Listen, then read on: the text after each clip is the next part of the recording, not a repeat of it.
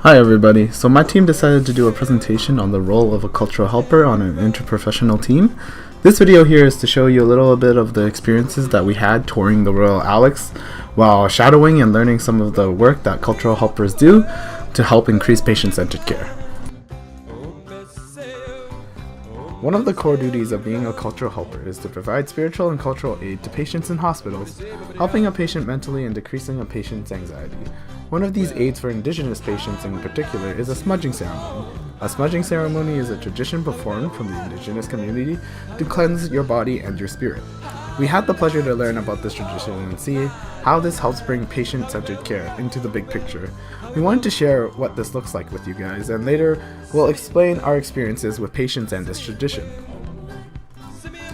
But before that, we wanted to include one of the cultural helpers' messages to us to help give a context into the background of the Indigenous people and the ways we can all give holistic care to the Indigenous populations. So without further ado, here's a look into our experiences. Enjoy! And this is a feather, an eagle feather, and maybe I can do a teaching of the eagle feather as well, one of the ones that was given to me. So this is like our lifeline. When it's one of the greatest things that you can obtain from an Aboriginal person is a feather. So this is our lifeline. When we come into this world, we're like a fluff. We have a lot of room for growth, a lot of room for, don't touch that, but you touch it anyway. So you have a lot of fluff happening as a child and as a teenager, and as you grow, your lifeline kind of thins out, and then when you go back to the spirit world, it thins right out. But this is your whole life here. So what happened? This is my teaching feather, so it knows what I do with it when I do teach, and it's been with me for some time now. This one, and done a lot of teachings. But what happens in life is an eagle per se who grooms itself and who has feathers like this that are beautiful, flies beautifully. But what happens with a human too, that has his life intact, is like this. But what happened with the Aboriginal people and everything, this happened. This happened to the Aboriginal people with the residential schools, with all the different traumas that we've experienced. So with an eagle that has feathers like this, it's not able to fly. So with us Aboriginal people as well, we're not able to be able to be secure, or to be we need a lot of, we have a lot of needs, we have a lot of healing and that to do. So that's where you all come in. You go into our communities and you help with your, the physical part of being able to help my people and to advocate for my people. So as each one of these breaks in this feather represents something in an Aboriginal person's life, whether it be anything from being homeless, finding a home for that person, or just even giving the person a pair of shoes, and maybe just teeth. I heard one of you is a dentist or going to be a dentist. Just making sure their teeth are not infected, because again, we believe as Aboriginal people that a lot of our sicknesses come from our teeth. When our teeth are rotten, that affects our whole being. So when you start working with people, and a pharmacist being able to give the proper medication that they need, and all of you others here that are here, being able to combine yourselves to be able to create a team to start working on, even mental health, working with people to be able to iron out some of those struggles, some of those things that are small to us, but is a mountain to a person that's dealing with those issues. Or maybe even having someone who's just so withdrawn that they don't want to, they withdraw, and then they call it failure to thrive or that. But just taking the time to be able to learn about that person and help them, you know, be able to start replacing or start healing some of those things that have happened in their lives, and helping you understand as well. Then, you know, soon enough that person becomes whole and is able to fly on their own. So that's what we do, that's what you do, that's what you're going to do in the communities and the people that you touch. Whether people just say, oh, you're just a cultural helper, or you're just a pharmacist, or you're just a dentist, you know, all of those play a part in everything that we do. So that's another teaching that I can give you as well. So now to smudge. When we smudge, every morning when I wake up, I light my smudge first thing, and I look at the sun, I look to the east, and I give thanks for another day of life. Then I smudge. It's like washing. We wash every morning and every night that we go to bed, but inside we still have a spirit that needs cleansing. So this is what that is. So when I smudge my eyes so that I see the goodness in all people that I will cross paths with today. Whether it be someone who's homeless, who's dirty, who smells, or who is that, you have to look past that. I ask Creator to help me open my eyes to see that goodness, to see past that, to see that spark of goodness that every human being has. So I ask Creator to open up my eyes. I ask Creator to open up my ears so that I hear the goodness that people have to say, the good things that people have to say. Our media and everything else is so centered on negative news cells, and also when there's gossip or that being said, we want to listen more closely. But I ask Creator to open up my ears to be able to hear the truth, hear the things that I need to hear. Then I smudge even my legs to walk that good path. Some people put some sage into their shoe as a protection to ward off any energies that are not theirs. Like when I go to the mall or somewhere where there's a powwow or round dance, I'll put sage in my shoes. Because I go there and you go to the mall and you're planning to do this and that, and you're only there 10 minutes and you're all of a sudden just, what happened? I'm so drained, I'm so tired. It's because all those different energies, all those different battles that people in there, those thousands of people that carry those sicknesses, those battles that they're battling with, and those energies are just all over. And sometimes they attach themselves to you, and then you take that home with you, and then you don't know what's going on or what's happening with you, that you're unbalanced. So I put sage in my shoes to deflect any of that energy away from me, and then I smudge, of course, every night and every morning and during the day if I need to.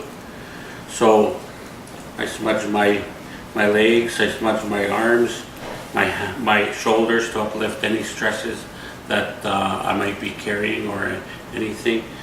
So, and then I smudge my mind so that I walk with an open mind.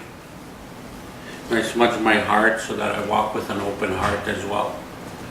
It is said the longest journey that a human being will have is from here to here, or here to here. I only say that is because you can walk with an open heart but a closed mind, or an open mind but a closed heart. So every day I ask Creator to open my heart and my mind so that they're totally, completely open to experience everything that I have to experience for that day. Whether it be putting my cat down, after 11 years of having my cat, I put it down. I could come to work with a closed heart and put it aside and say, no, I'll think about it later. No, I'll feel it later. or closed mind, or I'll think about it. I don't want to think about it right now. But for the moment, I have to go through that at the moment. So I walk with an open mind and an open heart all the time.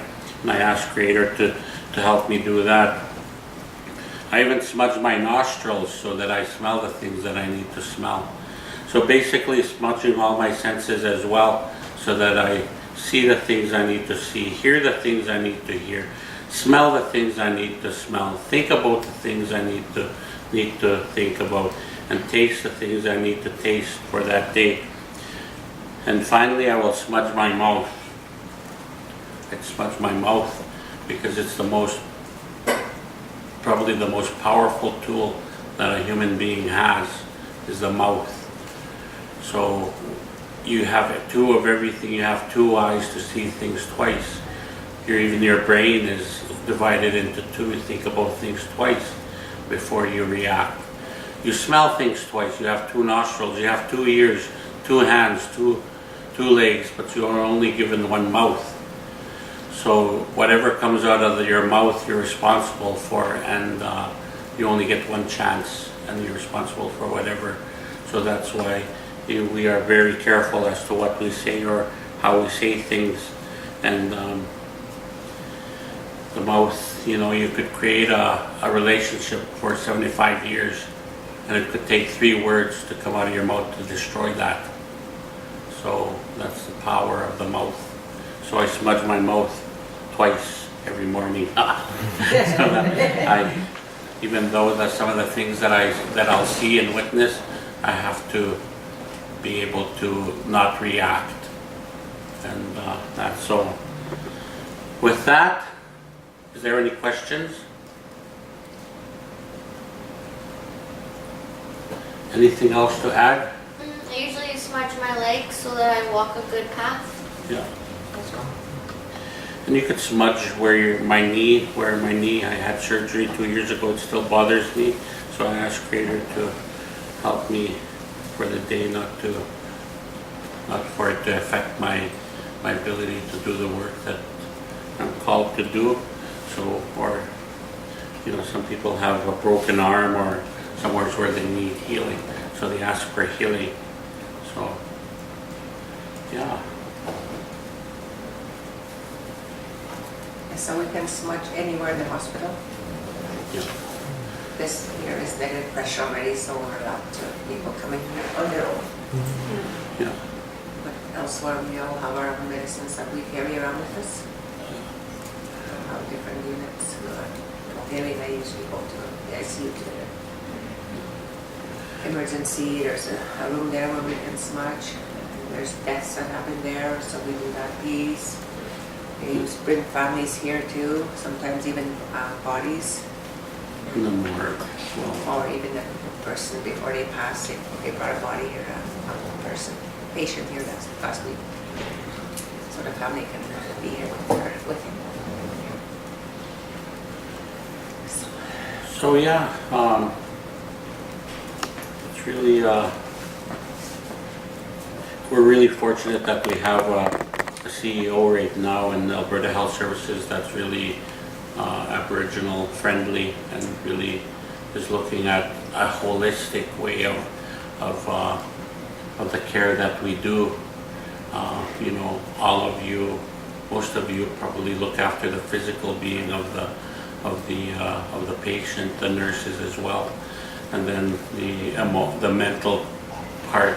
Brittany and others in her field work in the mental area, and the emotional. I think we all work in the emotional part, but the spiritual part is what was taken away by the system of the residential schools and by the government and all of that. The spirit was that was the only way that they thought that they can to kill the Indian in the child, was to take away his spirit, and they tried to, but they didn't manage to do that. So now here we are, 2018, giving that spiritual support to the patients that are, maybe giving them the dignity of being able to smudge for the last time before they return to the Creator. So we work with that spiritual, and the chaplains that we work with also. We all do that, and it's an important role.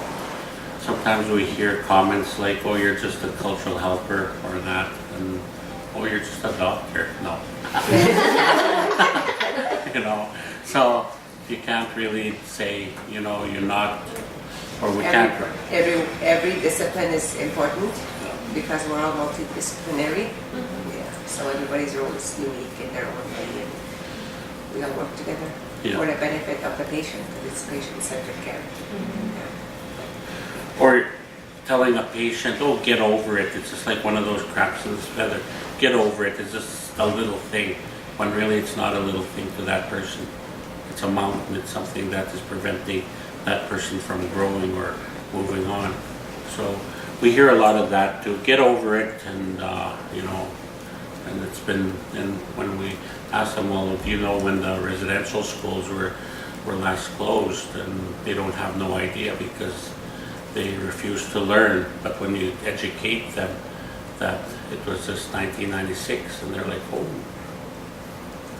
So That's a big part of our role as well. yeah. We educate the staff, sometimes one-on-one or in a group. It's for the patients. They need to be Which one, respected. smudge? You can choose to smudge if you want to, and if you choose not to, that's all right. We all come with different faith practices. And So I hope this gave you a little bit of background into the roles and nuance of being a cultural helper. I'll pass this on to my teammates now to talk about working with the patients. you all have taken an oath or a duty to do Creator's work and to help people regain their health or to maintain their health. So, you know, when you do your work, it's not about you. And there's no wrong way to smudge as well. Yeah. Yeah, I had a patient this morning, he's Christian. So I had a consult, so I went to see him. And he was open as well to our traditional. So sometimes they do both as well, or Catholic and native spiritual, which is okay.